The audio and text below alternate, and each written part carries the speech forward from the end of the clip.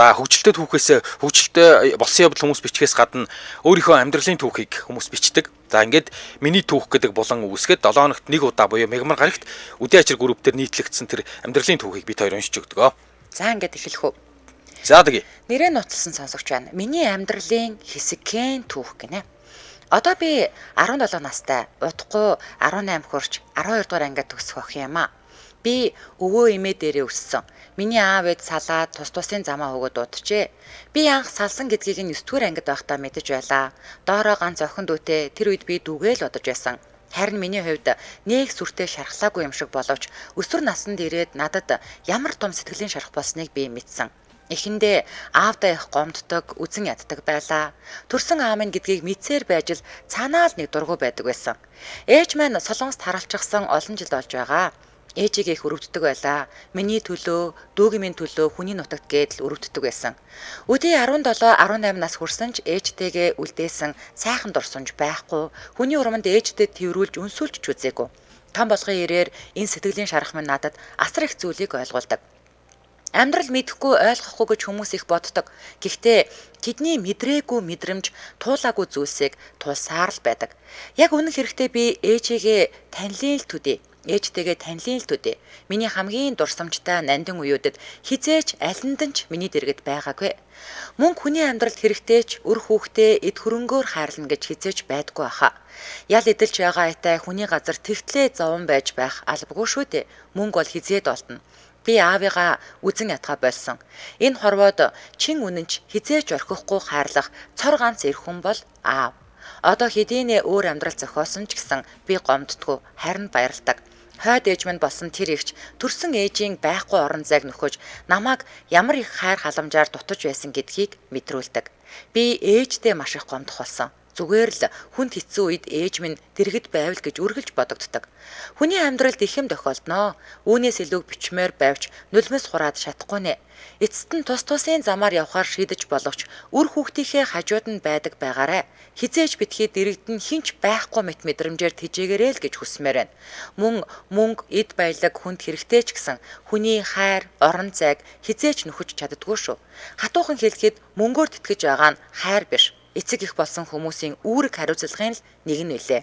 Зөвхөн нэг талаас нь бус, олон талаас нь харж ойлгоорой гэж хүсэх байна. За, инх туяа зохиолч гэж хаягнаас. Сайн байцгаана уу? Би танаа радиог сонсдог сонсогч байна. Тэгээд өөрийн бичсэн дурсамжуудаасаа явуулж байвал ямар бол гэж бодоод энэ дурсамжийг үдийн ачир группт оруулвал урттдах болов. За танаа найруулагч уншаад хаана оруулахаа сонгох бах. Хэрвээ энэ дурсамж явбал бусад хөгжилтэй дурсамжуудаа явуулнаа. Та бүхэнд амжилт хүсье. Сайхан радио шүү. Баярлалаа. Хөөхөн Алтнаа ихч дурсамж.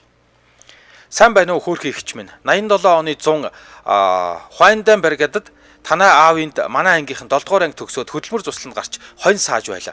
Тэгэхэд та гадаадд сурдаг нэ хөөхөн ихч амралтаараа ирсэн. Том алгнуудтай, долгиотсон хар үстэй, цав цагаан ихч. Хөдөөгийн бор охин би таныг хараад ямар хөөрхий ихч вэ? Гадаад яваад ийм хөөрхөн болдсон болов гадаад явж үзгсэн гэж өөрийн ирэхгүй мөрөөдөж үлээ. Та манай ангийнханд гоё богч ихэр тараагаад л хичнээн гоё байсан гэж. Тэр зунаас хойш би тантай тааралтаагүйч нэрийг тань хөөрхөн дүрийг чинь мартаагүй явсан юм. Өнөөдөр таны төрсөн өдрийн баярт гинтийн бэлэг болгож багийнхаа хөөрхөн дурсамжийг энд бичиж. Тэр зун танайд хотоос Бэкэн гэд нэг хөвгөн ирсэн байлаа. Яг л бидний үеийн. Биднийг хонь саахад холбож өгдөг хонинд явдаг. Манай ангийн хөвгүүдтэй найз. Манай майхнаар хаа нэг орж ирдэг. Тэр намайг хаан таарлцсан газараа нууцсан хараастай. Заримдаа харц тулгараад хин химаа сандарч хөглөн. Тэгсэн хэрнээ юм ярьж чадахгүй л төлөөд байдаг. Нэг ороо хонио сааж дуусаад манай ангийнхан гар өмбөг тоглож байтал нөгөө Бэкэн ирээд намайг хөөй бороохон бөмбөгөө өгч гэж байна. Гинэт миний шар хөдлөөд үгүй шүү шар бандаа гэд хэлчлээ. Гэтэл миний хажуу сууж байсан Марат инээж "Оо бороохон шарванд хоёроо" гэж шоолж гарлаа. Манай ангийн Марат угаасаа шооч нөхрөлт. За тэр өдрөөс хойш бид хоёр бороохон шарванд гэдэг нэртэй болж хүүхдүүдийн шоолохоос эцсэн ч бие биеэ битүүхэн харж гэрвшээстэй. Бодвол бие биетэй таалагдж байсан бололтой юм аа. Бид хоёрыг манай ангийнхан мэддэг болчихсон холбож шоолоод л тэгсэн нэг өдөр хонь саад суутал манай ангийн охин Маржангүл надад казакаар үг зааж өгöd. Чи энийг Бэкэнд очиод хэлчих гэлээ. Би юу гэж байгаа юм гэсэн чинь наад хонио туу гэсэн үг гэв. Тэр үед казак хүүхдүүд хоорондоо казакаараа юр ярьдгүй байсан юм а. Тэгээд надад нэх гоё үг санагдахаар нь ярьдаг мундаг хүн болж Бэкэн дээр очиод нөгөө үгийг нь хэлж орхилоо. Бикений царай улаагаад л юу гинэ гэд лавлаад асуух харна. Чи одоо казак үгээ мэдхэ болцсон юм уу гэж томроод яваад өглөө. Тэгсэн Бикен гэр рүүгээ бараг гүүх шахмал яваад орчлоо. Тэгэхээр нь дотроо өнгөрөөд Маратд очиод бас хэллээ. Марат маасат л инээгээд чийсээ Бикэнд наад үгээ хэлснүүл гэж байна. Тийм та нар чинь казак үгээ мэддгүй юм уу гэж бас томрлоо. Тэгсэн Марат илгээ дараал унаад л чи харин мэдж байгаа юм уу гэж инээгээд ах. Тэгээ ангийн хүүгүүдэд шивэн чилээд л бөө инээд би бүр гайхаа зогсож байсан манай анги бадмаа. Инх туяа чи Бикэнд хайртай юм уу? Маратад хайртай юм уу? Гэжээд би чамд хайртай гэж хоёуланд нь хэлээч гэдэл инээж гарлаа. Надад хэлэх үг олдлгүй буцаж гүйж ирээд маржангүүлээгээ алгатчихж байлээ. Нөгөө эцэн хүн ална гэдэг л болсон баг. Тэр өдрөөс хойш би өөрөө Бикэнийг харж чадахгүй зугтсаар байж зуны ажил дуусч билээ. Бидний хөдөлмөр суслангаас буугаад машин дээр суугаад буцахад Бикэн дугуйтай нилээд дахан гаргаж өгөөд үлдсэнсэн. Манай ангийнхан бас л шар банд бор охиноо гаргаж өгч байна гэдэл шоолоос та. Би ичээд л уурлаас та. Одоо санахад хөөхөн байжээ. Ийм хөгжилтэй дурсамж минь тантай анх уулзсан тэр сайхан зунтай хамт үлдсэн дээ. Ер нь л би казак хүмүүст их хайртай. Сэтгэлд минь үргэлж дотно байдаг юм. Энэ хөөхөн дурсамжаа жаахан өөрчлөөд ижил 3000 гэдэг номондоо тууж болгон бичиж оруулсан байгаа. Гол дүрийн хөөхөн охиноо таныг бодон бичсэн юм шүү. Та авч уншаарай. Дөрүүдэд нь гачууртынхан таньдаг дотн казак хүмүүсийнхээ нэрүүдийг өгсөн байгаа. За сэтгэлд минь баяр бэлгэлж учирсан хөөхөн алтанаа эгч минь сайхан баярлаарай. Тантай энэ хорвогийн хамгийн сайн сайхан бүхнийг хүсэн өрөөй. Өө нэрэ багын минь танил шар бандит Бикэнд миний мэндийг дамжуулаарай. Одоо ч намайг зүвдэндээч танихгүй баха. Жанатын алтанаа эгчид зохиолч Дэ Инх туягаас Нидерланд улс 16 оны 12 сарын 21 гинэ. За гой дурсамж байна те. Тийм байна. За Улаанбаатар хотод 12 цаг 20 минут болсон нэвтрүүлгийн маань хамтран ажиллагчаар за Mobicom шагналтай код урамшуулаараа хамтран ажиллаж байгаа. За юу яаж байгаа юм бэ? Найзтайгаа хамт дататаа болмоор байгаа бол энэ шагналтай код урамшууллыг ашиглах юм байна л да. Тий. Тэгээд ер нь бол яг Mobicom-ын хэрэглэгч бол та Mobicom app руугаа ороод өөрийн урилгын кодоо найз руугаа илгээгээд дараа төлбөрт хосолсон багц руугаа шилжихийг нь бас урих юм байна. Тэгээд найз чинь таны кодыг ашиглаад багцаа ахиулвал танд 5 GB, найз чинь бүр 15 GB бэлгэлнэ. Би энийг манжууд ярьж байхдаа чамаг жишээ татсан ш. Чи өөрчилсөн төлбөрт үстэй. Би юу? Би хосолсон төлбөрт шүү дээ. А тийм үү? Тий.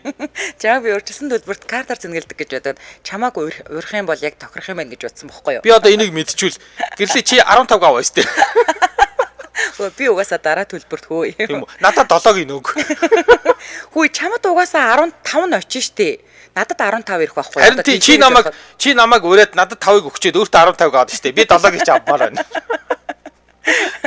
За тэгээд олон найзаа урих тутам дататай нэмэгдэн. Тэгээ яг одоо найз руугаа урилгын кодоо илгээгээрэй. За тэгээ Mobicom-ын дугаараас бол та 2222 гэд оператор руугаа, за өөр операторын дугаараас бол 1822 гэд холбогдороо. Тэгээ одоо манай Mobicom-ын нэг юу болсон шүү дээ. Ухаалаг болцсон шууд ингээд үйлчлэгийн зөвлөгтэй холбоотой их шууд холбоод өгдөг болсон тийм. За ингээд нэвтрүүлгийн хамтран ажиллагчаар Mobicom шагналтай код урамшуулаараа хамтран ажиллаж байна. Баярлалаа. За баярлалаа.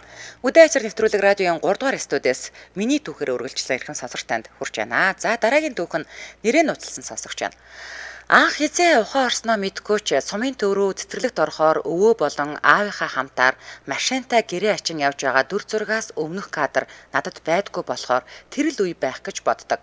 Тэр цагаас эхлэн миний дэргэд өвөө л байж байсан. Цэцэрлэгт ороход өвөө л байсан. Сургуульд ороход өвөө л хөдөлчихсөн гүйж явсан. Үсгэлийн баяраар маань хүс нь асгарчихсан бор дээлтэйгээ гүйж явсан нь санагдана. Ингээд бодохоор миний бага насны дурсамжинд ганцхан өвөө л байдаг юм. Гал дээр нь гарсан болоогүй отхон охиных нь ганц охин байсан болохоор тэр ч юм уу бүхнээс илүү ам байлаа. Миний муу буурлав. Ховч нэр автлаа сайхан ч хов зөөж ирхэлсэндээ аргачгүй үздээ бараг сүдрээсээ ч намайг өмөрдөг байлаа. Би ер нь гэрийн даалгараа тоотоо идэл хийсэн байх. Өвөө их авьяаста миний бичгийн хий зурлагыг яг дуурайгаад ичнэ. Нийтгүй би өөрөө ч тийм авьяастай юм уу? Өөрөө маш нарийнхан бичдэг гэрн өвөөгийн минийхээс арай бүдүүндүү бичгийн хэвийг анги дээрээ очиод бүр ширхэг чичиргээг нь хүртэл дуурайн бичиж чаддаг байлаа. Миний сургуулийн дүр төрх гэж яв ягаан кафроныг цэцэглээд цав цагаан бүдүү нойлын уцаар оёод үсэн дээрээ угалчихсан. А энэ ингэдэг гэсэн ингээд лентээ ингээд нөгөө холбоод ингээд уяхаар ингээд нэг юм хуниралдан надад. А тэгээд тэгэнгүүт заримдаа бас ингээд ирзэн дээр цэцгэлдээд ирзэнээр ингээд зүүшдэг байхгүй юу? Тэгээ энэ хуниралт ингээд нөгөө цэцэг болгосноо ингээд зүүдэг тэрийг хэлж байна. За тэгэнгүүтээ цав цагаан бүдүүн нойлын уцаар оёод үсэн дээрээ угалчихсан. Хаяада кафрончгүй явна. ангийн багш өвөөтэйгөө хоёулаа амьдардаг гэдгийг мэддэг тул бараг хамаад боочгсон байвал тэр кафрон мофрон гой сайхан ёстой түүч наалтахгүй. За тэгээд гангарах гэж үзээд байгаа хоёр л доо толгоогоороо дүүрэн юун ч мэддэхгүй олон хавчаартай. Одоо бодоход хөөхий сар цайсан л хоёр юм явдаг байсан байх төө. Гэхдээ миний өвөө намайг хэртэй болон уранхаа уцтаа л явуулж үзээгүй юм. За тэгээд жаахан доош бол улаан машины зурагтай джинс өмд өвөөд их гоё харагдсан гэсэн. Би хичнээн дургу эргэтэй гэж хэлсэн ч тэр үед өвөө таалагдсан учраас миний зөрүүд занг өвөө яаж игээд ялаад өмсүүлж гисэн юм. Тэр өмдийг эмэгтэй өмд гэж хэлээд өгч явуулсан байсан. Зүсийг нь ч мэдгүй худалдах чигчэд би одоо ч гомддог. За тэгээд ямар гутал өмсдөг байснаа ёстой санахгүй байна. Гэхдээ их л гоё гутал байсан байх. Хүн бүр таруулах гээд байхад гадуур нь дихти өмсүүлждэг байсан юм. Ёстой миний бага насны амьдралын загварын карьерийг дихти гутал джинс өмд хоёр мэл эхлээчгүй байхад дуусгасан да бурхан байна. Өвөөгөөс хүн бүр айн намайг хараад өвөөдөө ховлцох гэхээс бараг гудамжны нохоо хүртэл над руу хуцаж чаддгүй байсан гэхэд хийсдэггүй. Намайг ганц баздаг хүн бол ээжийн бага ах буюу миний наг зах байлаа. Нөгөө жаргалтаа дураараа амтан бол гэрт өвөө байхгүй наг захтай үлдвэл шал хаваараа сүгдөөст уул намайг өстө зодож нүдэж байгаагүй.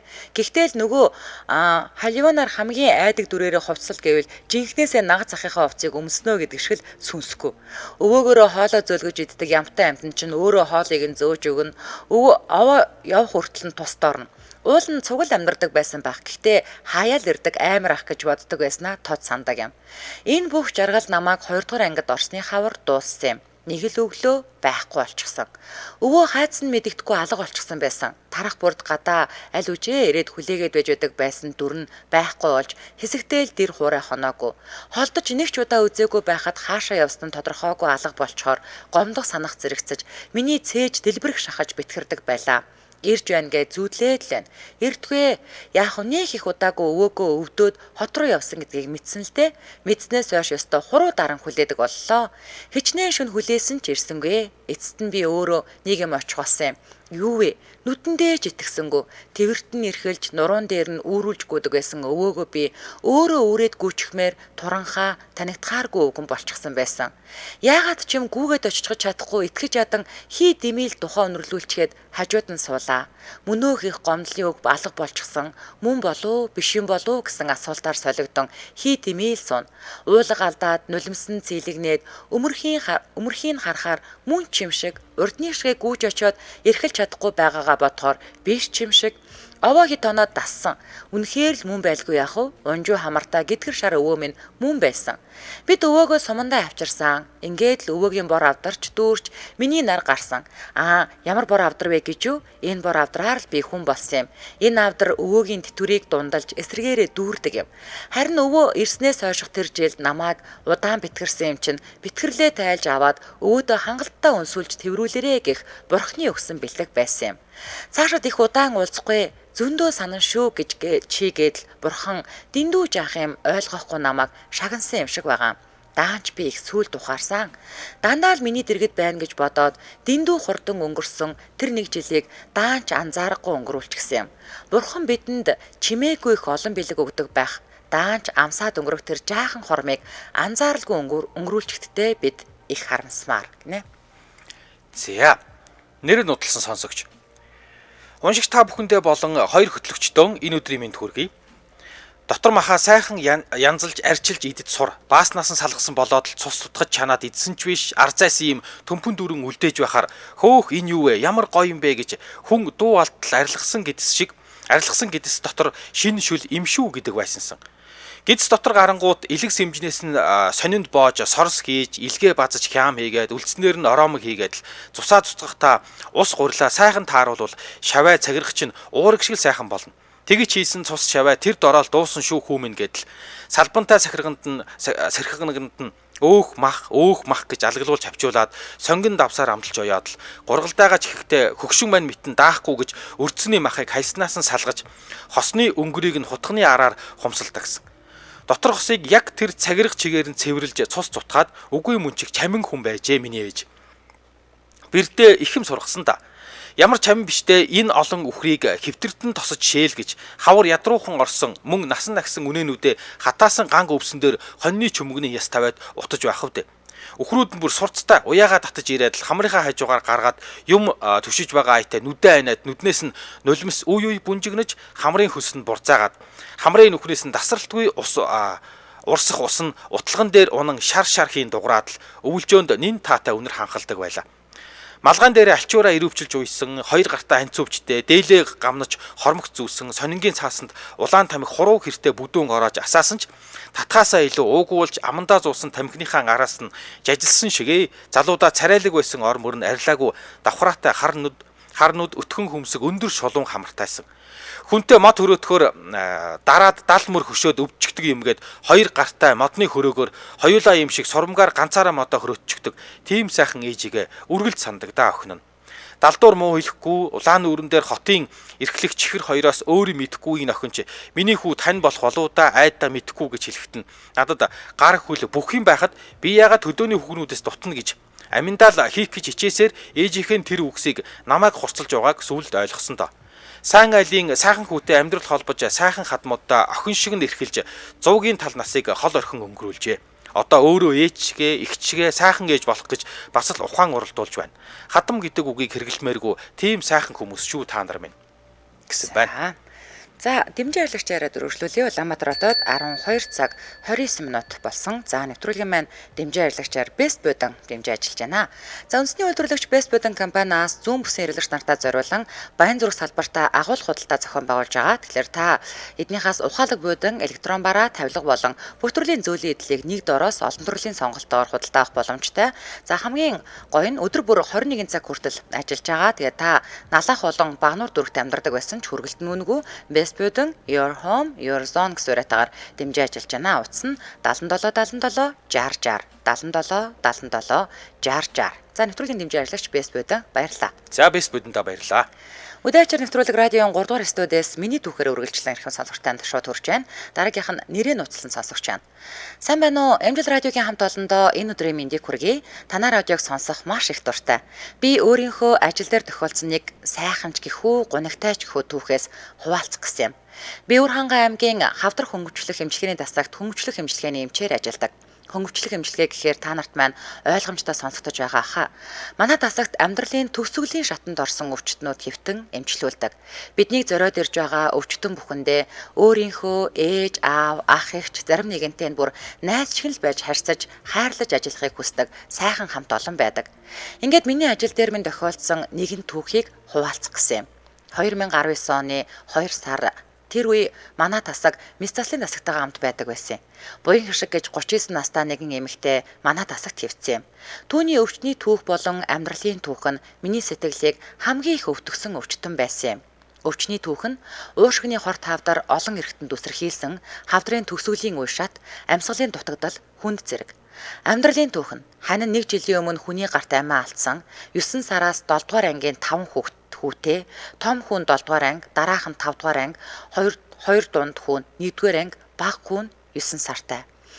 Би зүгээр л өвчтний түүхийг нээж байхдаа түүнийг хамгийн ихээр өрөвдөж цаашид энэ 5 хүү яаж амьдрнаа гэж бодогдсон.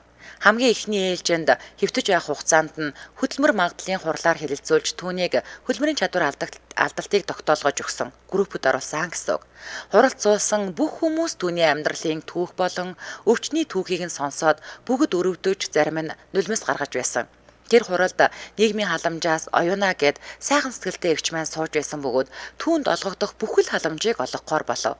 Тэр өдөр хөөрхий их л баяртай гарсан тэр хурлаас намайг ингэж их хайрлаж байгаа зөндөө хүн байгаад би их баяртай байна гэж том нүдэнд нь нулимс цэлэгнэж байсан.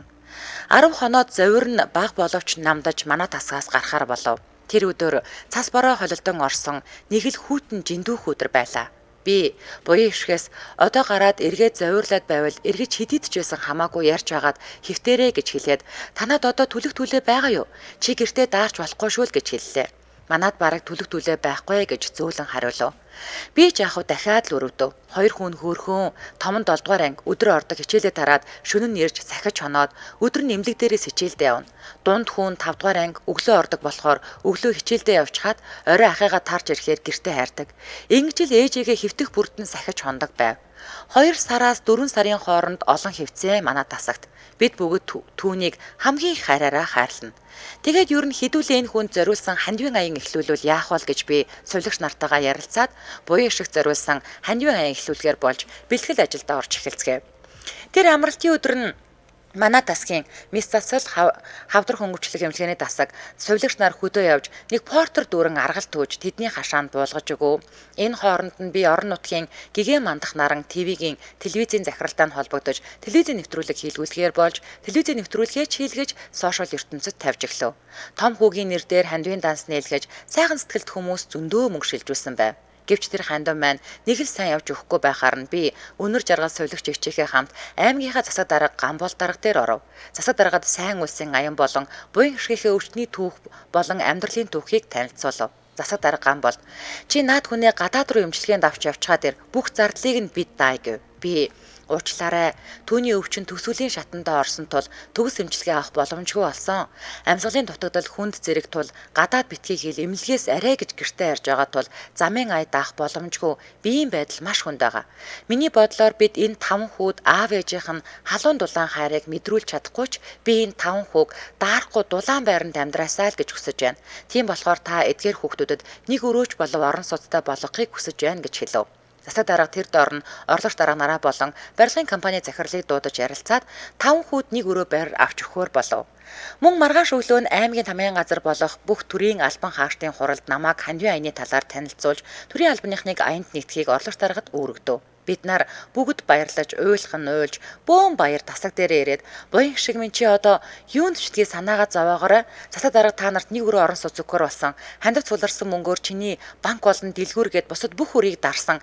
Тийм болохоор чи юунд чдгийг санаагаа зовоорой гэж хэлэхэд түүний том алаг нүднээс том нулимс л унаад баярлаа гэж зөөлөн хэлж илээ. Маргааш өглөө нь орж ирэхэд түүний нүд зүгээр л гялалзаж хамгийн хөөрхнөрөө инээж духны өвчлээг нь зүгээр л араас нь татсан мэдгүй лийсэн байж билээ. Тэр огт өвдөөгүй, өвдөлт намдаа хүчтэй морфин тариагаач нэг ч удаа хийлгээгүй хонсон байсан. Хүн тэгээд сэтгэлийн ламтан байдаг юм байна да гэж бодож байсан. Энэ мэдээг сонссноос хойш 3 хоногийн дараа бурхны орныг зорьсондоо хүрэх юм. 2019 оны 9 сарын 1-ний өдөр миний утас дуурч байна. Аймгийн задаргын тамгын газраас ярьж байна. Та өдөр 12 цаг тэр байрны тэдэн дотод хүрээд ирэх үү? Нөгөө 5 хүүгийн орон сууцны түлхүүрийг гардуулж өгөх ёслол болох гэж байна гэв. Хүүхдүүдийн имээрүүн залгасан чинь тэд бүгд сая захиргаанаас яриад мэдлээ гэд бөөн баяр. Би цэрмаа сувилагч ихчийгээ дагуулад яваад очлоо. Засаг дарга гамболд том хүүд байрны түлхүүрээ гардуулж өгөхдөө хүний амьдралд хамгийн хэцүү зүйл бол эцэг эхийгээ алдах зовлон байдаг юм аа гэд хоолойн зангираад нулимсаа арчаад миний дүүнэр эх орондоо хэрэгтэй мундаг хүмүүс болоорой гэд будагны үнэр нь хатаж амжаагүй шин 40 м квадрат баруун тал руугаа харсан цонхтой саруулхын нэг өрөө орон сууцны түлхүүрийг нь гардуулж өгөөд бид бүгд бөөн баярын нулимс унгав. Засаг дарга байрыг нь мэлааж галтогооны тавилгыг нь үнгүй илгэж өгөхөр болов. Тэр орон сууцыг барьсан барилгын компани дарга Батхүү байрыг нь мэлааж бойлуур тавьж өгөхөр болов. Засаг дарга багийн даргад хүүхдүүдийг нь бүгдийг нь байрны хажуудаалын сургууль цэцэрлэг рүү шилжүүлэхийг хүссэн. Би тухайн үеийн засаг дарга гамбол гэдэг хүнд маш их баярлаж явдаг. Засаг дарга л гэж мэдхээс тэр хүний талаар мэдих зүйлгүйч бидний саналыг хүлээж авч 5 хүүд хамгийн их тусыг хүргэсэн хүн дээ. Байрнаас гараад явж байхдаа буян шиг маань нэр шигээ буянтай хүн юм даа л гэж бодсон. 5 хүүдээ буян шигээ хайрлаа даа гэж бодож хамгийн сайхан өдөр болсондоо тэр өдөр 5 хүүгийн хувьд ч дулаахан өдөр байсан болов уу гэж боддог. Одоо хүүхдүүд маань том сайхан залуучууд болсон. Том нь нэгдүгээр курс суралцаад цагдаа болсон, нэг жилийн курс суралцаад цагдаа болсон гэсэн. Хоёр дахь хүн одоо 12 дугаар анги, дунд 2 хүн 7 дугаар анги, бага 9 сартай байсан хүү энэ жил 1-р ангид суралцаж байгаа гэсэн. Бүгд байрандаа эрүүл их амьдарч байгаа гэсэн. Хүмүүсээ амьдтаа бие биенээ хайрлаарай. Танай радиогийн хамт олонд маш их баярлаа. Хамгийн сайн сайхан бүхнийг хүсье.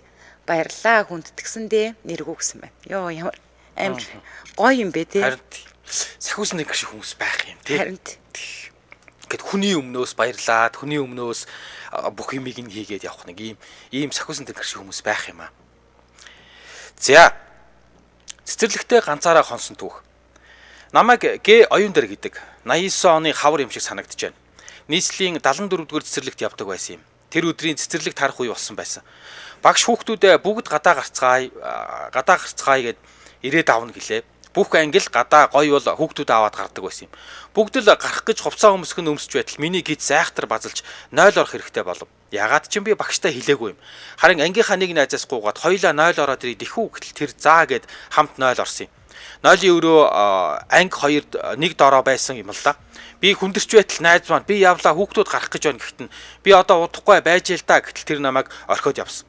Гарч ирээд хартал нэг ч хүүхд байсангүй. Би их гайхаж хаалга татал цоочтой байл. Хаалгаа балбаад би энд бай намайг орхисон бай намайг гаргаач гэж хамаг чангаараа орилсон ч хин ч хариу өгөөгүй юм. Би хөлөөрөө чадлаараа л өшгөлсөн. Аргаа бараад хувцсолох шүүгээний урд байдаг хоёр хөлтэй урт сандлыг голоос нь барьж байгаад хаалга зогсон боловч бас л чимээ байсангүй. Уг нь манаа ч өвөө байдаг. Тэр үед өвөө сонсоогүй өвөө гэдэл орилж байсан. Аав минь хаяа нэг оройтоход манаа ч өвөөтэй хоёулаа үлддэгсэн. Маш их уйлаад сүүлдээ тамирдаа дарга буюу хаалга налж ихсэг суулаа. Манай анги 3 давхурт байсан шиг л санаж байна. Хамгийн дээд давхар ухаад. Тэгээд нулимсаа арчиж 0 орж нүүрээ хүүтэн усаар угаасан юмдаг. Тэгээд анги руугаа орж хөнгөн цагаан данхны тагийг авч харуул ёроолоор нь сүйдээ цай байхыг нь хараад цоргоор нь гударч орхисон юм. Ам ч их цангасан байсан. Тэгээд болоогүй нөгөө данхаа бариад 0 ороод хүүтэн ус гойжуулж данхандаа хийгээд дахин уусан санагддаг. Хэсэг анги дотроо нүдэрээ гүйлгэж харснаа хүүхэлтэйгээрээ жаал тоглолоо. Нилээд тоглоод цонх руу хартал харанхуй болсон байсан. Би дахиж яагаад ч юм хаалга нүдээгүй. Тэр үед цонхон дээр гараад цонх нүдэх ухаан байсангүй.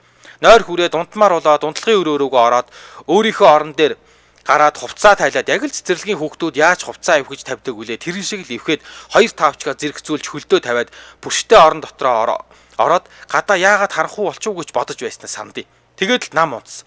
Зүүдэн дунд нэг хүн ихэр татан уйлж байгаа юм шиг чимээ гарсан даруйд би сэрлээ. Хажууд нах зэгч минь суугаад уйлж байдаг байгаа. Би гайхаа та яагаад уйлавэ гэж асуухад намайг тэрч аваад юу ч хэллэгүй үнсэн юм. Гэтэл аав маань охин зүгээрээ гэхэд би зүгээр гэж хэлж байснаа санаж байна. Тэгээд аав намайг тэрврээд гэрлүүгээ явлаа. Надад цай ун дуулгаад байж явах үед асрагч багш манад ирсэн байсан юм. Аав маань загнаад л байсан санагдаж байна. Урд оройн аав маань намайг авах гэж ирэх үед асрагч багш хүүхдүүдээ гаднаас тарааж байсан юм байна л да. Танаа охин байсан ирж хүн авсан гэж хэлээгүй байгаа юм. Хин гихт нь мэдэхгүй гэсэн. Юу гэж байгаа юм бэ? Надаас өөр хинч ирж авах ёсгүй шүү дээ гэж таасайгүй хайж эхэлсэн юмсан ч аргаа бараад цагдаа тэмдэглүүлээд хайсан байгаа юм. Нагц ихч ангид нь үзье гэхэд нь багш хоёр ангид байхгүй бүх хүүхэд гарсан гаднаас л алга болсон гэж хэлсэн юм билээ л дээ. Бүх хүүхдүүд тарсны дараа нэг ширхэг 24 чихэр илүү гарсан нь минийх байсан байгаа юм. Тэр үед эрц бүртгээд хүүхэд бүрт баавгаатай чихэр өгдөг байсан.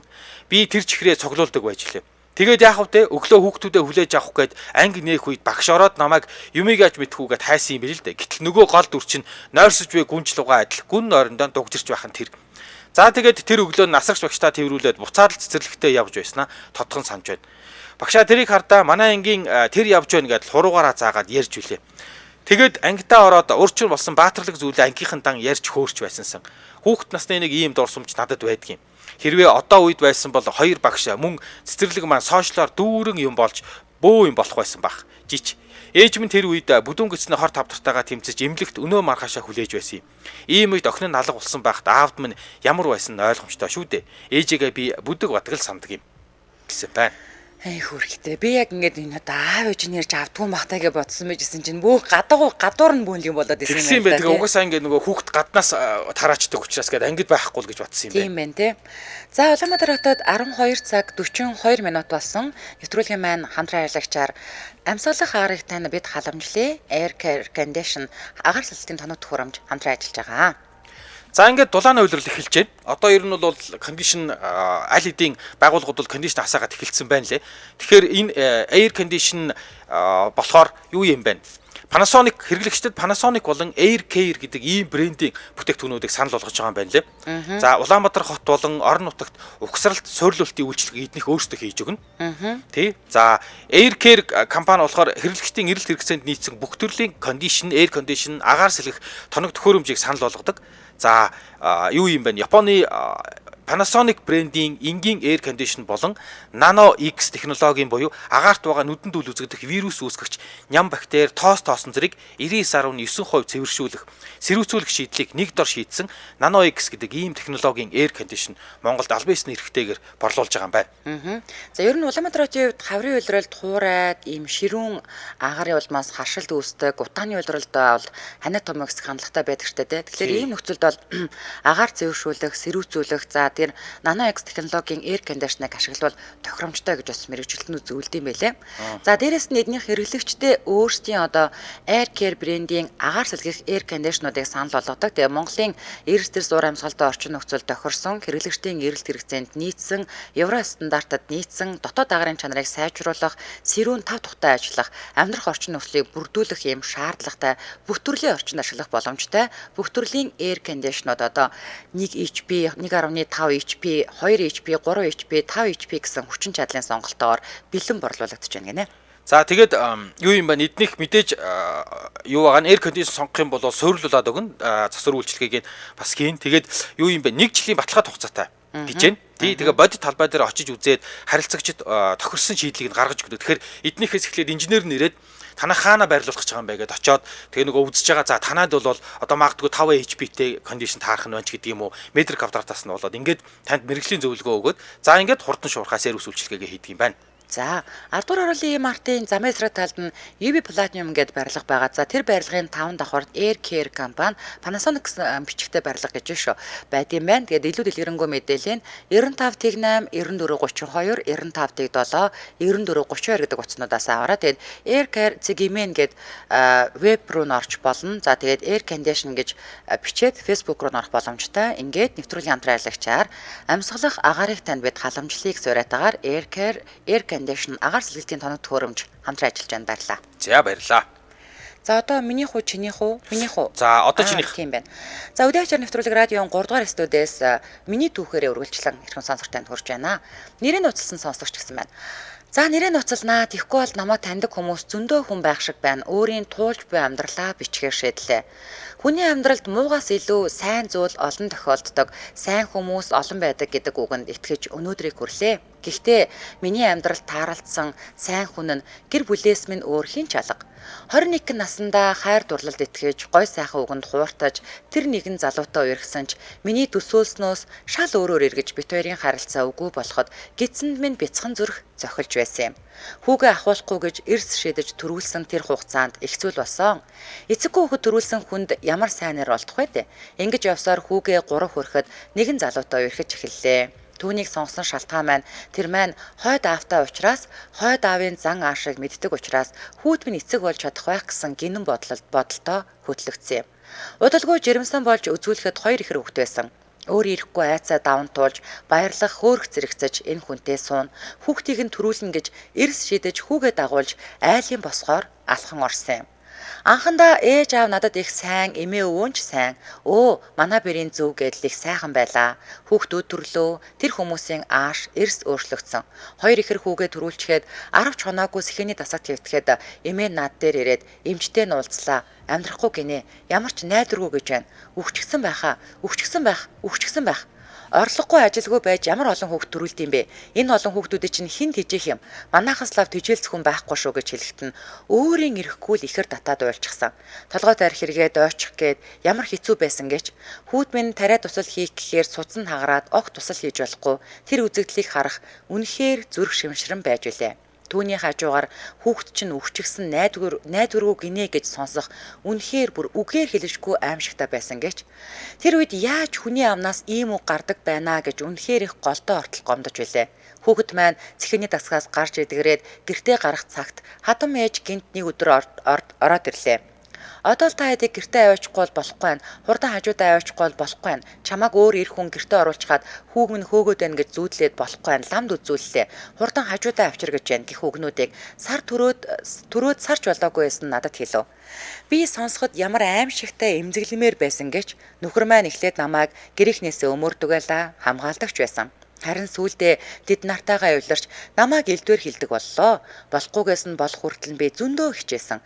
Зөндөө твцсэн. Зөндөө их өөрийгөө барьж хойрсон. Би гэртээ 3 хүүгээ хараад суудаг байлаа. Том маань цэцэрлэгтээ явна. 2 хүүхдээ өдөр нь харна. Нөхөр ажил хийдэг байлаа. Удалгүй хадам ээжээс дуудлага ирээд л 2 хүүхдийг чинь хараад үгүй. Чи ажил хий. Нэг нь ажил хийгээд нэг нь ажил хийхгүй бол яаж амьдрал чинь дээшлэх юм. Хүүхдүүдтэй санаа зовлтгүй хурдан ажилд ор гэсээр байгаад 2 ихрийгээ 6 сартаа байхад нь хадам ээжээрээ харуулад ажилд оров. Ажилд ороод удаагүй байтал нөхөр хүүхдээ харна гэх нэрийдлээр ажилласаа гарч би ажиллаа хийгээд нөхөр маань хүүхдүүдээ гэртээ хардаг болов. Ажлын цаг маань 8-аас эхлэх учраас 6:30-д босож үс гэцгийн анзлаад хувцас өмсөд 7:30-д гэрээсээ гарна. Цайны цагаар амжуул гэртээ ирнэ. Амжихгүй бол орой 8-аас тараад гэртээ хардаг байлаа. Орой очиход гэрээд ч цэвэрлээгүй, хүүхдүүдтэй бантан чиж өгөөгүй, ядаж хоолныхоо ч махыг гаргаагүй, өдөржин үйлдвэрийн сүүгээр хүүхдүүдэд аргацаасан, бас уцаараа тоглоод хэвчдэг нөхөр угтдаг байлаа. Хүлдүү махтагаад зууралцаар хоолоо хийгээд 3 хүүхдүүдэд унтуулна. Тэгсээр байгаад шөнийн 11 болно. Компьютер дээр ажиллаа хийх гэхээр хэрүүлүүдүүд юу юм хийлгэхгүй. Ийм байдлаа 6 сар тасралтгүй ажилласны эц төвчээр тасарч нөхрөө 2 ихрийн хамт ээж аав руу нь явуулав. Энэ хугацаанд хатам ээж өдөр бүр ирээстэй, үглээстэй, намайг загнаастаа ямар гэж зовлонгоороо ингэж амьдарч байгаагаа ойлголгүй явсаар цалах шийдвэр гаргаж 3 хүүгээ хөтлөөд өөрийн ээж аав дээрээ ирлээ. Ямар сайхан байсан гэж хэдийн нөхрөөсөө салаад ирлээ гэд хүн болгонд нүд үзүүрлэгдэж элдвэр хийлүүлж байсан ч сайхан байсан. Тэр тамийн газраас гарсандаа өөрийгөө чөлөөлсөндөө үнэхээр сайхан амар амгалан байсан. Амар амгалан гэвдэж хүүхдүүдийн маань аав салахгүй гэж ирэхдээ бөөн ханаад чирж 3 хүүхд маань ханаад хүрээд том маань идэж ууснаа шингээж чадахгүй өвдөж 2 ихэр маань зэрэг халуурч байхад явлаа гэдэл яваад өгсөн. Дараа нь түүний ээж нь ирж хүүхдүүдийн маань авч явна гэд бөөн хэрүүл болсоор ганцаараа буцсан юм. Би тэр үедээ болчихлоо энэ асуудал харилцаа ингээд дууслаа гэж бодож байсан ч эндүрлээсэн юм. Одоо 2 ихэр хүүг маань салгаж нэгийг нь аавна гэд бүү юм болчихл байна. Гэхдээ хуулиараа миний 2 хүү 18 нас хүртэл ээж дээрээ өснө гэсэн заалтай учраас гайгүй байхаа гэж найдаж байгаа. Одоо баг зэргийн асуудалтаач гэлээ өөрийн аав ээж эгч нарын дэргэд байгаа учраас айх аюулгүй сайхан л байна. Дутагдах гажигдах юмгүй ямар сайхан байна гэж амар тайван байх жинхэнэ ад жаргал юм байна. 2 ихэр маань 2 нас хүрээд одоо цэцэрлэгт явж байгаа. Том маань 5 настай бас цэцэрлэгт явж байгаа. Хүүхдүүдэд цэцэрлэгт нь өчгөөд өөрөө ажил хийж байгаа. Өмсөж зөөх маань эрс өөрчлөгдөж өөртөө анхаарал тавих чинь ямар сайхан юм бэ гинэ. За энэ үрээд 2025 оны 5 дугаар сарын 6-ны Мямар гарагийн үдийн ачаар нэвтрүүлэг радиогийн 1-р студиэс миний түүхээрээ шууд хүрээд өндөрлөж байна. За нэвтрүүлгийн маань хамтран ажиллагчаар амьсгалах агаар их тань бид халамжлалын air condition агаар сэлгэлтийн тоног төхөөрөмж за мөн Mobicom шагналтай код урамшуулаараа хамтран ажиллаа. Баярлалаа. За баярлалаа. Дэлхийн монголчуудын Angel Radio 88.3